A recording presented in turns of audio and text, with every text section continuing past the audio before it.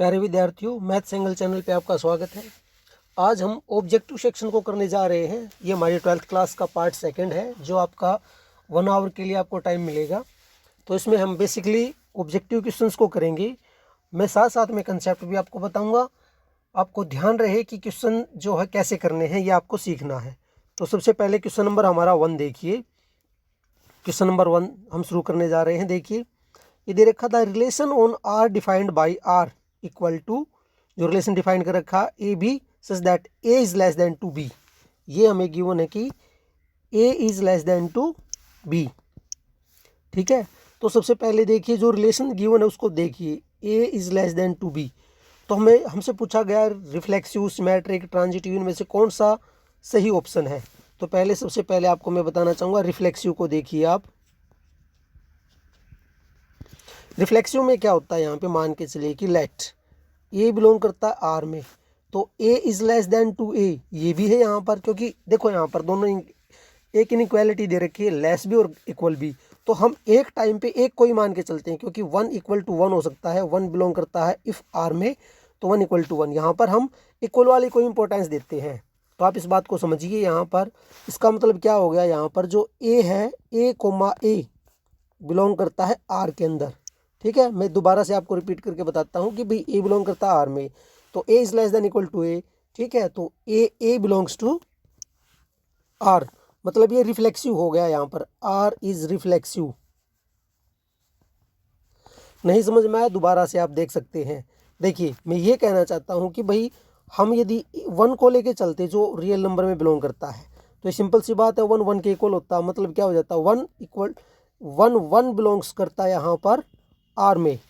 हम इसको एक बार दोबारा से सोल्व करेंगे। देखिए यहाँ पर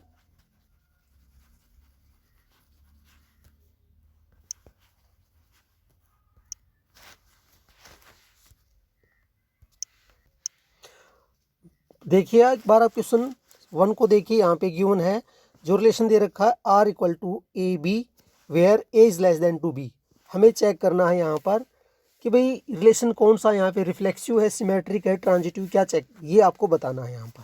तो जो दे रखा है यहाँ पे, पहले हम रिफ्लेक्सिव को चेक करते हैं। देखिए यहाँ पे रिफ्लेक्सिव रिलेशन के लिए यहाँ पे मैं लेट ए बिलोंग करता है आर में, तो यहाँ पे देखिए आप डेफिनेशन के according A is less than to A, मतलब क्या होता है, ए यहाँ पर इक्वल टू ए, इसको इंपॉर्टेंस देते हैं जो इनइक्वालिटी दे रखी है। तो इसका मतलब हो गया ए बिलोंग करता है आर में। उसके बाद में देखिए आप, ये रिफ्लेक्सिव था। सिमेट्रिक की बात करते हैं हम यहाँ पे। सिमेट्रिक में देखिए यहाँ पे लेट ए बी बिलोंग करता है आर में, इसका मतलब ये हो जाता है A less than to B. But यहाँ पे देखिए B is not less than to A, that is B A does not belongs to R. ठीक है, तो मीन्स क्या हो गया यहाँ पे, आर इज नॉट सिमेट्रिक।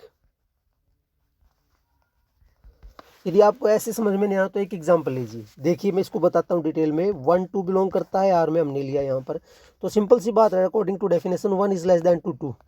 ठीक है, अब देखिए बट यहाँ पे चेक करो, क्या 2 is less than to 1, which is not possible, that is 2 1 इसके अंदर बिलोंग नहीं करता है।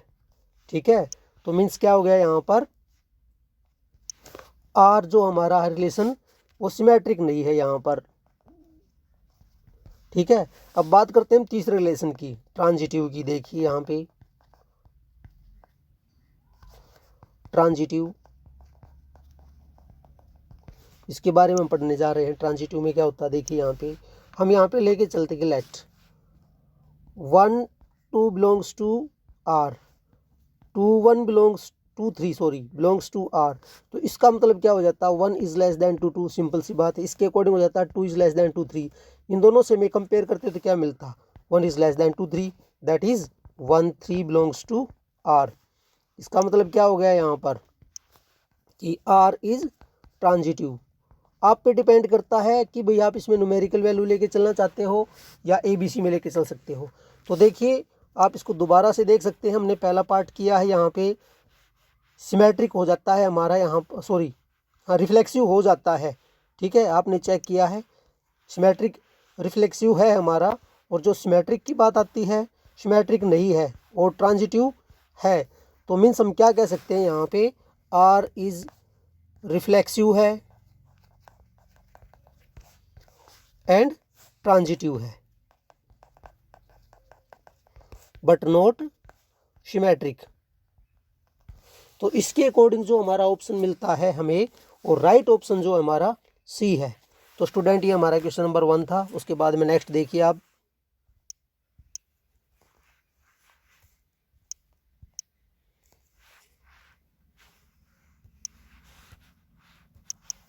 अब हम क्वेश्चन नंबर 2 को करने जा रहे हैं। देखिए f is R to R एक रिलेशन डिफाइन कर रखा है, फंक्शन है यहाँ पर एफ एक्स इक्वल टू,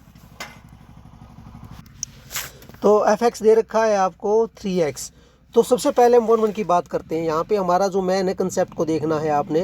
1 1 में देखिए यहाँ पे late x1 x2 belongs to r, तो मैं 1 1 कर रहा हूँ यहाँ पे। If x1 equal to F x2, अच्छे से देखिए आप, इसका मतलब क्या हो जाएगा यहाँ पे 3x1 इक्वल टू 3x2। उसके बाद नेक्स्ट स्टेप क्या मिलेगा हमें यहाँ पे, देखिए यहाँ पे 3 से 3 को कैंसिल करते हैं, तो x1 इक्वल टू x2 मतलब क्या था, that is x1 x2 belong कर रहे थे r में। इफ़ ये था F x1 equal to F x2 है, तो this implies x1 equal to x2, ये हमारा कंसेप्ट है। दिस मीन्स क्या हो जाएगा, देखिए आप क्वेश्चन को, that is f is 1 1 1 function बन गया ये हमारा, ठीक है। उसके बाद में हम चेक करते हैं 1 2 के लिए। देखिए यहाँ पे let y be any element of codomain, codomain का एलिमेंट लेके चलते हैं हम यहाँ पर, जो r है यहाँ पर, such that f x equal to y, ठीक है। तो एफ एक्स की वैल्यू क्या थी यहाँ पे actually 3x equal to y, मैं एक्स की वैल्यू निकालता हूँ यहाँ से y/3, मतलब क्या मिल गया यहाँ पे, देखिए 4 इच लिख सकते हैं, y बिलोंग्स टू r, मतलब ये कोडोमेन है यहाँ पर, ठीक है। देयर एग्जिस्ट के लिए यहाँ पे हम डॉट लगाते हैं, there exist x equal to y/3 belongs to r, ये डोमेन में मिल गया हमें यहाँ पर, such that f x equal to f, x की जगह पे y/3 लिखा हमने, इसको अच्छे से समझिए आप यहाँ पर। और जो फंक्शन डिफाइन कर रखा था वो 3 था यहाँ पे 3x, तो x की जगह पे हमने लिखा y/3, 3 से 3 कैंसिल हो गया, मतलब y आ गया। मीन्स हमें क्या मिलता है, f x equal to y, so f is onto, ठीक है। तो मतलब हम ये कह सकते हैं यहाँ पर कि भाई एफ जो है यहाँ पर इज 1 1 है एंड ऑन टू है। तो इसके अकॉर्डिंग जो हमारा राइट ऑप्शन बनता है वो आप चेक कीजिए, इसका राइट ऑप्शन बनता है ए, ये इसका राइट ऑप्शन था। उसके बाद में नेक्स्ट क्वेश्चन देखिए अब आप, क्वेश्चन नंबर 3 देखिए आप, आपको यहाँ पे दिखा रखा है सामने स्क्रीन पे, देख सकते हैं आप यहाँ पर जो बाइनरी ऑपरेशन को डिफाइन किया गया है यहाँ पर, a star b equal to a square plus b square. आपको बताना है डज द करेक्ट ऑप्शन, कौन सा राइट ऑप्शन, भी एसोसिएटिव और कॉम्यूटेटिव चेक करना है कि एसोसिएटिव होता है कि नहीं होता, और कॉम्यूटेटिव को भी चेक करना है। तो डेफिनेशन आपने देखनी है यहाँ पर, देखो डेफिनेशन पे फोकस करो, ए स्टार बी बराबर है ए स्केयर प्लस बी स्केयर, मतलब पहला एलिमेंट का स्केयर और दूसरे का स्केयर। तो अब देखिए, अब हम इसको चेक करने जा रहे हैं यहाँ पर, अच्छे से देखिए आप। पहले बात करते हैं एसोसिएटिव की। यहाँ पर एसोसिएटिव में हम चेक करेंगे A star B star C equal to A star B star C. तो मैं एक साथ ही चेक कर रहा हूँ यहाँ पर, पहले पे डेफिनेशन लगाता हूँ लेफ्ट साइड में, देखिए ए स्टार, इसके अकॉर्डिंग बी स्टार सी की भी डेफिनेशन देखिए क्या थी, ये दे रखी थी पहले का स्केयर प्लस बी दूसरे का स्केयर, तो बी स्केयर प्लस में सी स्केयर हो गया। अब फिर से अगेन इस पर डेफिनेशन लगाते हैं, तो ये ए स्केयर, अब ये पूरा का पूरा एक एलिमेंट बन गया, मतलब बी स्केयर प्लस सी स्केयर का होल स्केयर, लेफ्ट साइड में ये आता है, आप इसको दोबारा देख सकते हैं, ये बी स्केयर लिखा मैंने यहाँ पर। अब राइट में देखिए, ए स्टार बी की डेफिनेशन लगाते हैं तो क्या मिलता, ए का स्केयर प्लस बी का स्केयर और स्टार सी। अब दोबारा से डेफिनेशन, तो ए स्केयर प्लस बी स्केयर का होल स्केयर प्लस में सी स्केयर। आप चेक कर सकते हो स्टूडेंट, यहाँ पे जो लेफ्ट साइड है और राइट साइड है दोनों इक्वल नहीं है, मीन्स यहाँ पे क्या मिलता है आपको, नॉट एसोसिएटिव, ये एसोसिएटिव नहीं बनता है। ठीक है, बात करते हैं कोमुटेटिव की। यहाँ पे उसमें हमें क्या चेक करना होता है कि भाई A star B equal to B star A. तो सिंपल सा ही है यहाँ पर भी। देखिए हम इसको एक बार में चेक कर लेते हैं क्योंकि एमसीक्यू है हमारा। तो देखिए इसकी डेफिनेशन क्या होती, ए स्केयर प्लस बी स्केयर हो जाती, और यहाँ से क्या मिलता, बी स्केयर प्लस में ए स्केयर मिलता। लेकिन यहाँ पर जो ए स्केयर प्लस बी स्केयर है वो तो बी स्केयर प्लस ए स्केयर के इक्वल होता है। मतलब क्या बन गया यहाँ पर, ये कोमुटेटिव है। कोमुटेटिव यस होता है यहाँ पर। तो देखिए हमें यहाँ पे कंक्लूजन देना है भाई नॉट एसोसिएटिव। आप देख सकते हो एसोसिएटिव नहीं है बट कोमुटेटिव है ये हमारा। तो इसके अकॉर्डिंग आप राइट ऑप्शन देखिए। जो इसका राइट ऑप्शन है हमारा बी राइट ऑप्शन, आप चेक कर सकते हैं। उसके बाद में नेक्स्ट क्वेश्चन देखिए, क्वेश्चन नंबर 4 देखिए, tan inverse 1 plus cos inverse -1/2 इसकी वैल्यू निकालनी है आपको। तो स्टूडेंट ध्यान से देखिए बाप, मैं इसको 1 बाय 1 सोल्व करके दिखाता हूँ। देखिए tan इनवर्स दे रखा है आपको 1, हम इसको z मान लेते हैं। ठीक है, तो यहाँ पे ये मिलता है tan z इक्वल टू 1। ठीक है, इनवर्स चेंज हो जाता है, और इसको हम लिख सकते हैं tan 1 होता है जो हमारा π/4 होता है। मतलब z क्या आता है यहाँ पर π/4 होता है। और उसकी जो प्रिंसिपल ब्रांच वैल्यू होती है वो बिलोंग करती है -π/2 से लेके π/2 ओपन इंटरवल में। तो इसके अंदर ये बिलोंग कर रहा है। तो tan इनवर्स के लिए तो मैंने कैलकुलेट कर दिया, आपको यही लिखना था क्योंकि हमारा क्वेश्चन एमसीक्यू है। उसके बाद में बात करते हैं हम यहाँ पर, ये दे रखा है कोस इनवर्स -1/2, इसको मैंने मान लिया x, तो मुझे मिलता है कोस x। साइड चेंज करते हैं तो इनवर्स को देखिए सिंपल फंक्शन लिखते हैं -1/2। आपको ध्यान रहिए -1/2, पहले 1/2 को देखते हैं। 1/2 जो हमारा बनता है ये बनता है 60 पे, मतलब π/3 पे, आप चेक कर सकते हैं। ठीक है, कोस जो 60 होता है हमारा वो होता है 1/2। डियर स्टूडेंट, उसके बाद में हम क्वेश्चन नंबर 5 करने जा रहे हैं। देखिए जो क्वेश्चन नंबर 5 दे रखा है वो दे रखा है साइन इनवर्स √1 माइनस में एक्स स्क्वायर। बड़ा सिंपल सा क्वेश्चन है। मैं यहाँ पे लेके चलता हूँ let x equal to cos theta, और जब कोस को साइड चेंज करते हैं तो मिलता है cos inverse x equal to theta. ठीक है, ये हमने सेकंड चैप्टर में पढ़ा है। तो ये हमारा क्वेश्चन बन जाता है साइन इनवर्स √1 माइनस में कोस स्क्वायर थीटा, और ये हो गया sign inverse √1 minus cos square theta होता है साइन स्क्वायर थीटा। रूट से स्क्वायर कैंसिल हो गया, मतलब साइन इनवर्स और साइन थीटा हमें मिलता है थीटा, और थीटा की जो वैल्यू थी ये थी हमारी कोस इनवर्स x। तो इसके अकॉर्डिंग आप चेक कर सकते हैं जो राइट ऑप्शन जो बनता है हमारा। देखिए क्वेश्चंस में क्वेश्चन नंबर 5 था हमारा, तो इसके अकॉर्डिंग जो राइट ऑप्शन बनता है वो बी इसका राइट ऑप्शन है। उसके बाद नेक्स्ट क्वेश्चन देखिए,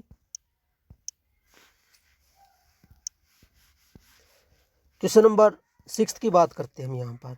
if A is a matrix of the order 2x2, आप देख सकते हैं, अच्छे से पढ़िए आप क्वेश्चन को, स्क्रीन पे मैंने डाल रखा है।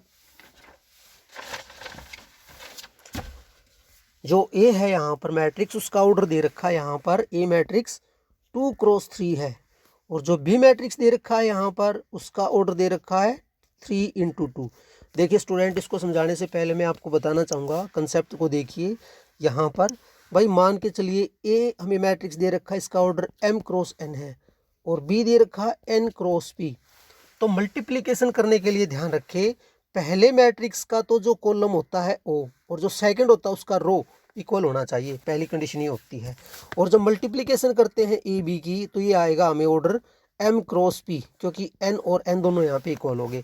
पहले की तो कॉलम दूसरे की रो इक्वल होनी चाहिए, ये हमारा कंसेप्ट है। उसके बाद में देखिए अब हम क्वेश्चन को करने जा रहे हैं। जैसे मैंने बताया यहाँ पर ए का जो ऑर्डर है 2x3 है, बी का 3x2 है, तो ए क्रॉस बी क्या हो जाएगा, देखिए 3 दोनों में इक्वल हो गया, इसकी रो इसकी कॉलम इसकी रो इक्वल होगी, तो 2x2।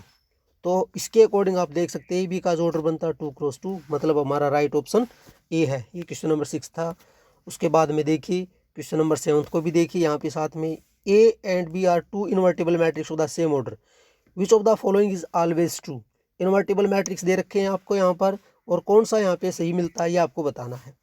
जब भी ये इन्वर्टिबल मैट्रिक्स होते हैं तो आपको ध्यान रहे ए बी का इन्वर्स करते हैं तो ये मिलता है B inverse A inverse, means जो हमें पहले वाला ऑप्शन मिल रहा है वही सही है। दूसरे वाला देखिए a b inverse equal to a inverse b inverse, जो ठीक नहीं है। सिमिलरली ना हम इसके प्लस को कह सकते हैं ना माइनस को कह सकते हैं। तो जो हमेशा सही होता है वो ए ऑप्शन सही है। ये क्वेश्चन नंबर 7 था। उसके बाद में क्वेश्चन नंबर 8 को देखिए आप। यहाँ पर ये डिटर्मिनेंट दे रखा है, तो हम पहले को सोल्व कर रहे हैं। 2x को, आपको पता है कैसे सोल्व करते हैं डिटर्मिनेंट को। 2 को हम मल्टीप्लाई करते हैं 2x को x के साथ में, तो ये मिलता है मुझे 2x स्क्वायर माइनस में 4 को 8 को 6 से मल्टीप्लाई 48। सिमिलरली लेफ्ट जो राइट साइड में मैट्रिक्स दे रखा है उसको सोल्व करते हैं। तो 24 ये प्लस हो गया क्योंकि अकॉर्डिंग टू रूल माइनस होना चाहिए, लेकिन ऑलरेडी माइनस है तो प्लस हो गया 48। तो ये मिलता है 2x square minus 48 equal to 48। आप चेक कर सकते हैं। उसके बाद नेक्स्ट देखिए हमें क्या मिलता है। ये हो गया 2x square equal to 48 plus 48, मतलब ये 96 हो गया। आप देख सकते हैं। तो x स्क्वायर इक्वल टू 96/2 से डिवाइड किया तो 48 मिलता है। आप देखिए इसको,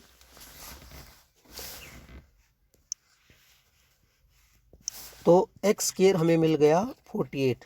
अब इसका स्क्वायर रूट करते हैं तो प्लस माइनस, देखिए आप इसको मैं लिख सकता हूँ, 48 को बताता हूँ मैं, 16 3 जा, ठीक है। तो ये 4√3, तो x की वैल्यू ये आनी चाहिए। अब आप इसमें देखिए ऑप्शन में कोई भी ऐसा ऑप्शन नहीं दे रखा है जो प्लस माइनस 4√3 दे रखा हो, ठीक है। आप क्वेश्चन को चेक कीजिए, मेरे अनुसार इसमें कोई सा भी सम नहीं है यहाँ पर। आप तो डी लिख सकते हैं, वैसे तो ये है नहीं, ठीक है। तो इसके अकॉर्डिंग जो हम ये कह देंगे कि डी ऑप्शन सही है, क्योंकि बाकी सब गलत है इसके ऑप्शन। उसके बाद नेक्स्ट देखिए आप क्वेश्चन नंबर 9 देखिए। यहाँ पर बड़ा सिंपल सा क्वेश्चन है। फंक्शन दे रखा है x equal to ax plus 3, x is less than to 3 और 18 when x is greater than to 5 is continuous function. Continuous function के लिए आपको बेसिक पता होना चाहिए कि लेफ्ट हैंड जो लिमिट होती है और राइट हैंड लिमिट के इक्वल होती है। तो देखिए सिंपल सा क्वेश्चन है। Limit x tends to 5, minus में लिखते हैं यहाँ पे according to rule, fx equal to limit x tends to 5 plus fx।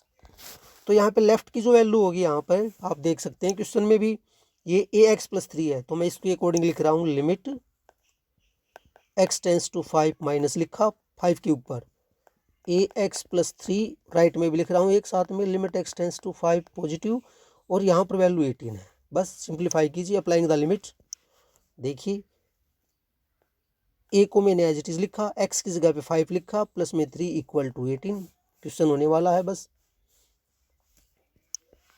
तो ये हो गया 5a plus 3 equal to 18, 5a equal to 18 minus 3 कर सकते हैं तो 15 हो गया। a की वैल्यू निकाल दीजिए यहाँ से, a equal to 15/5 that is equal to 3, मतलब a की वैल्यू क्या मिलती है 3। अब आप क्वेश्चन में देखिए यहाँ पे ऑप्शन कौन सा राइट इसका, आप देख सकते हैं बी इसका राइट ऑप्शन। ये क्वेश्चन नंबर 9 था हमारा। उसके बाद में क्वेश्चन नंबर देखिए 10th, मैं यहाँ पे कर रहा हूँ इसको। देखिए y इक्वल टू ये गिवन है हमें, ठीक है। सिंपल सा ही क्वेश्चन है हमारे पास, आप चेक कर सकते हैं। इसका डेरिवेटिव निकालना डायरेक्टली करता हूँ मैं, dy/dx इक्वल टू, देखिए लॉगरिथम के अकॉर्डिंग हमेशा अपॉन में लिखते हैं, तो ये हो गया cos e⁻x as it is लिखा, ठीक है। अब cos का होता है माइनस साइन, आप देख सकते हैं e⁻x, ठीक है, और इनटू में e एक्सपोनेंशियल फंक्शन का एज इट इज होता है, तो ये लिख सकते हैं आप। थोड़ी सी गलती की स्टूडेंट, मैंने अपॉन में नहीं लिखा, ये 1 अपॉन में होना चाहिए था पहले वाला। 1 अपॉन में cos ex, इनटू में यहाँ पे स्पेस नहीं है तो यहाँ पे इनटू होना चाहिए था, minus sine x ex into ex, मतलब हमें क्या मिलता, दोबारा से minus sine ex into ex और अपॉन में cos x लिखना चाहिए था, cos ex, ठीक है। तो साइन बाई cos क्या बन जाता है, आप देखिए नेक्स्ट। साइन बाई cos होता है हमें पता है tan, तो मैंने ex को पहले लिख दिया, इनटू में tan, एंगल थी ex, ये हमारा राइट ऑप्शन बनता है। अब इसके अकॉर्डिंग चेक कीजिए कौन सा बनता है, सी ऑप्शन इसका सही है, आप चेक कर सकते हैं सी, ठीक है। उसके बाद नेक्स्ट क्वेश्चन देखिए आप। क्वेश्चन नंबर हमारा 11th है। Slope of the tangent, simple सा क्वेश्चन है। y दे रखा है, हम dy/dx निकाल रहे हैं, रूट का है यहाँ पे, रूट x का डेरिवेटिव होता है 1/2 √x, तो इसके अकॉर्डिंग लिखा √2 2 पहले लिखा, 4x माइनस 3, 4x का हो जाएगा 4, 2 से कैंसिल किया 2। देखिए स्लोप ऑफ टेंजेंट दे रखा है यहाँ पे, x यहाँ पे 3 गिवन है, तो मैं इस पे एट x इक्वल टू 3 पे चेक करना चाहूँगा। देखिए सिंपल सा ही क्वेश्चन है, ये स्लोप बन जाता है हमारा, ऊपर 2 था, नीचे 4 इंटू एक्स की जगह पे 3 लिखा माइनस 3। देखिए 2, ये हो गया 12 माइनस 3 दैट इज़ 2/9, रूट में है। तो देखिए यहाँ पर इसको हम लिख सकते हैं 2/3। तो अब ऑप्शन जो है हमारा राइट ऑप्शन ए है, आप चेक कर सकते हैं 2/3। सिंपल सा ही क्वेश्चन था, ये 11th क्वेश्चन था। उसके बाद में 12th क्वेश्चन देखिए बाप,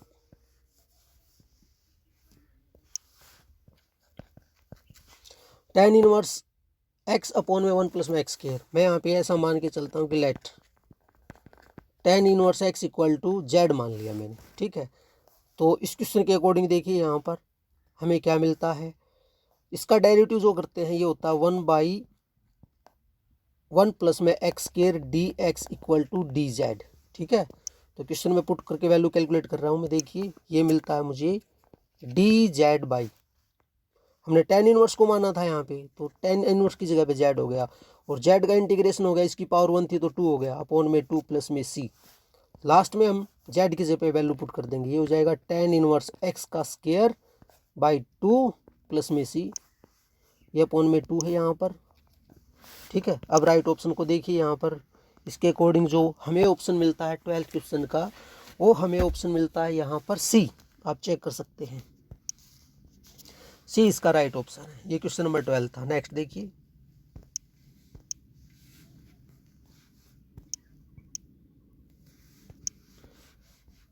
क्वेश्चन नंबर 13 देखते हैं हम। सिंपल सा ये एक रूल होता है स्टूडेंट, 1 अपॉन में ए स्क्वायर माइनस एक्स स्क्वायर, इसका डायरेक्ट इंटीग्रेशन जो होता है साइन इनवर्स एक्स बाई ए होता है। तो इसके अकॉर्डिंग लगा दीजिए फॉर्मूला यहाँ पर 13th क्वेश्चन में, ये मिलता है साइन इनवर्स एक्स बाई 1, और लिमिट दे रखी है 1 to 0।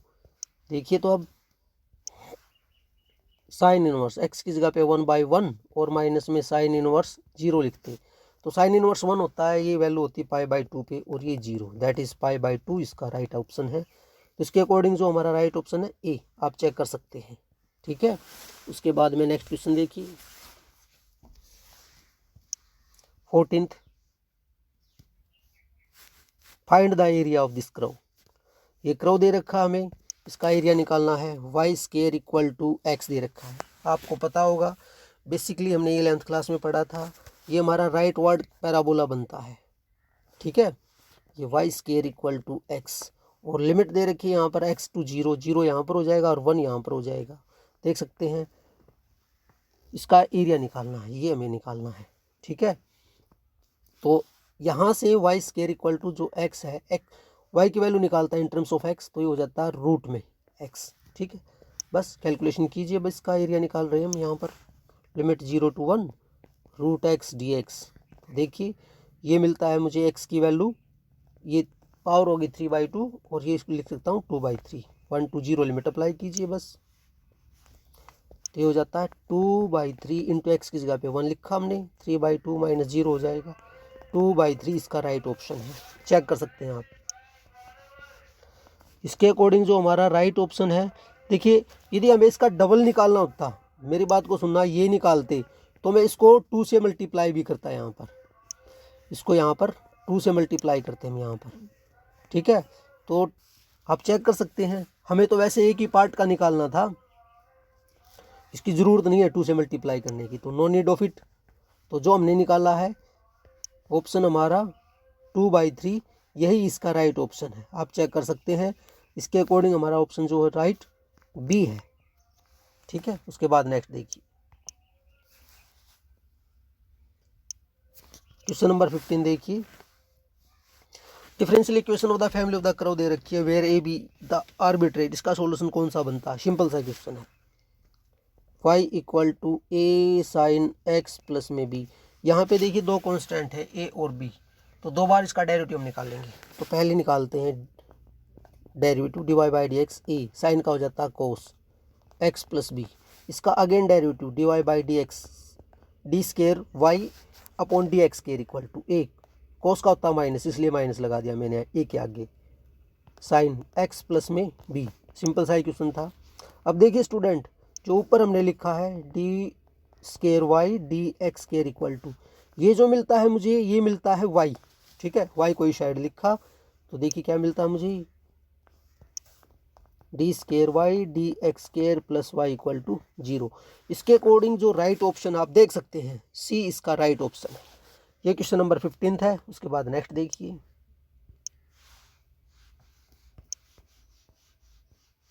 15 हो गया हमारा। अब 16 क्वेश्चन देखेंगे हम। क्वेश्चन नंबर 16 देखिए यहाँ पर, if A B are independent event which of the following is not true. कौन सा ट्रू नहीं होगा यहाँ पर, ये इंडिपेंडेंट इवेंट है। देखिए इंडिपेंडेंट में क्या होता है, probability of E intersection F equal to probability of E into probability of F, ये होता है हमारा इंडिपेंडेंट का कंसेप्ट। तो इसके अकॉर्डिंग तो पहला राइट ऑप्शन बनता है। हमसे पूछा गया विच इज नॉट ट्रू, ट्रू नहीं है यहाँ पर, वो बताना है। बी पार्ट को चेक करते हैं। ये दे रखा probability of E by F, इसके अकॉर्डिंग हम डेफिनेशन लगा दे कंडीशनल थ्योरम, तो probability of E intersection F upon probability of F हमें मिलता। तो देखिए इसी को आगे फर्दर लिख रहा हूँ मैं यहाँ पर।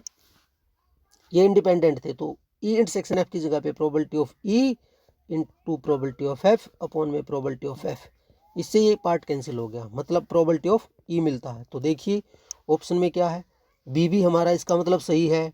अब आप देख सकते हैं, जैसे बी और सी ऑप्शन में ई बाई एफ ही निकालना था हमें, और सी में इक्वल टू एफ दे रखा है। इसका मतलब जो हमारा रॉन्ग ऑप्शन है, वो जो सही नहीं है, सी है। तो मीन्स इसका क्वेश्चन के अकॉर्डिंग जो सॉल्यूशन है हमारा, सी ऑप्शन सही है, आप चेक कर सकते हैं। उसके बाद क्वेश्चन नंबर 17 देखिए आप, the value of the which of the vector a and b is perpendicular. Lambda की वैल्यू निकालनी है जिसमें ए और बी दोनों परपेंडिकुलर दे रखे हैं। तो परपेंडिकुलरिटी का कंसेप्ट जो हमारा होता है, a dot b equal to 0। देखिए यहाँ पर ए को मैं लिख रहा हूँ यहाँ पे 2i माइनस जे प्लस में लैम्डा के dot i minus 3j minus 5k equal to 0। देखिए आपको पता होगा स्टूडेंट, i को i के साथ में मल्टीप्लाई करते हैं और j को j के साथ में, तो i का कंपोनेंट i के साथ में 2 हो गया, j का j के साथ में माइनस माइनस प्लस हो गया 3, और लैम्डा को हमने 5 से मल्टीप्लाई किया, माइनस 5 लैम्डा इक्वल टू 0। ये हो गया 5 माइनस 5 लैम्डा इक्वल टू 0। हमें तो लैम्डा निकालना था, 5 लैम्डा इक्वल टू माइनस 5, ये कैंसिल, तो lambda equal to 5/5 that is equal to 1। तो इसके अकॉर्डिंग आप देखिए क्वेश्चन में राइट ऑप्शन कौन सा बनता है, लैम्डा की वैल्यू क्या आती है, 1 आती है। ये क्वेश्चन नंबर 17 था। नेक्स्ट देखिए क्वेश्चन नंबर हमारा देखिए 18th, if a line makes angle 60 with the x axis 45 with the y axis, then what will be the angle make with the z axis. Z axis के साथ में कितने degree का angle बनता है। देखिए इससे पहले मैं आपको बताना चाहूँगा, ये हमारा कंसेप्ट होता है कोस स्क्वायर अल्फा प्लस में cos square beta plus cos square gamma equal to 1। ठीक है, तो देखिए यहाँ पर जो पहले वाला एंगल दे रखा है वो हमें 60 का दे रखा है, तो एक अल्फा की जगह पे 60, बीटा मैंने मान लिया 45 और गामा में निकालता हूँ। तो देखिए अब कैसे हम इसको सिंप्लीफाई कर रहे हैं। मैं आपको साथ में ये बता देता हूँ कि कोस जो 60 होता है कितना होता है, इसकी वैल्यू होती है 1/2, आप चेक कर सकते हैं। कोस 45 की वैल्यू होती है 1/√2 होती है। तो इस इक्वेशन में वैल्यू पुट करते हैं, देखिए हमें क्या मिलता है। ये मिलता है 1/2 का स्क्वायर प्लस 1/√2 का square plus cos square gamma equal to 1। देखिए ये 1/4 हो गया प्लस 1/2 हो गया plus cos square gamma equal to 1। तो देखिए सिंप्लीफाई किया 4, यहाँ पे 1 प्लस में 2 हो गया प्लस में कोस स्क्वायर गामा हो गया इक्वल टू 1।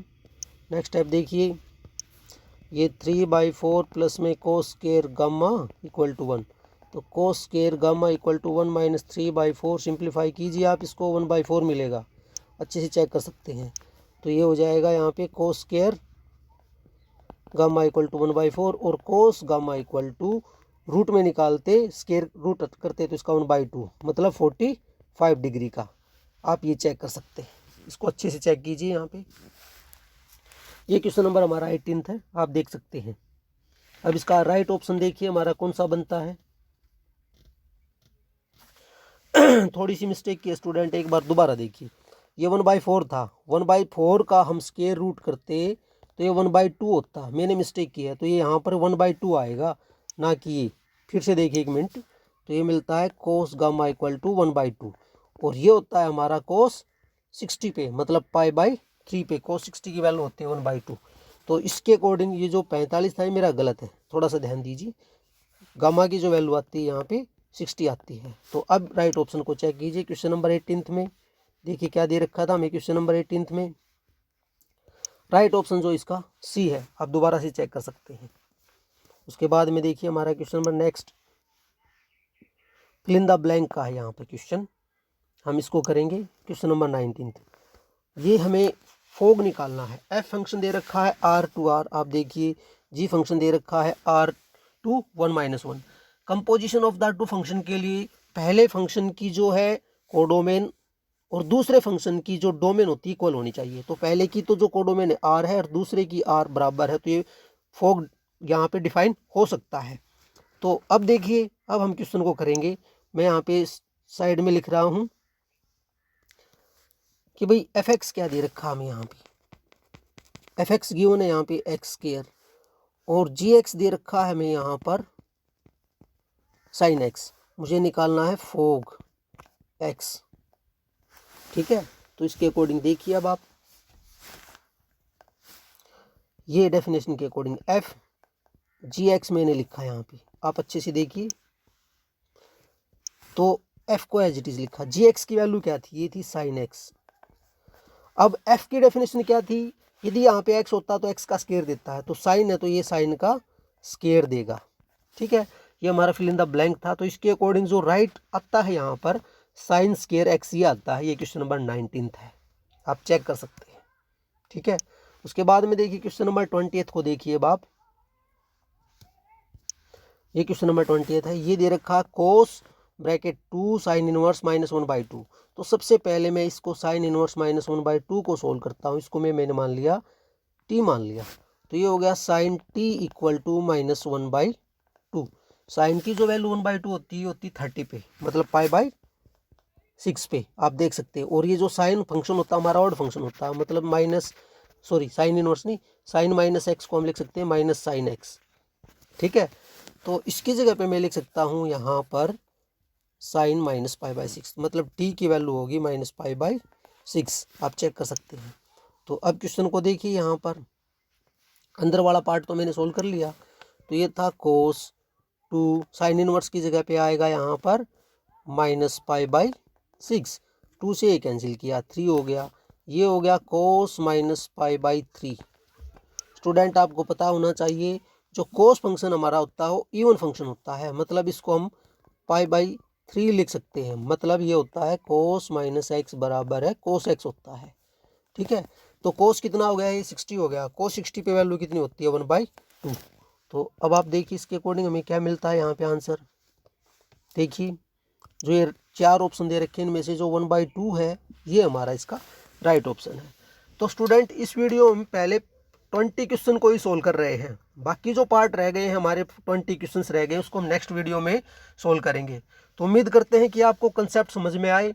कोई आपको डाउट लगता है आप मुझसे पूछ सकते हैं, आप मुझे सजेस्ट भी कर सकते हैं, ठीक है। तो इस पार्ट को आप एक बार अच्छे से देख लीजिए ताकि आप एग्ज़ाम में बैठेंगे तो आपके डाउट्स रिमूव हो सके। Thank you, have a nice day.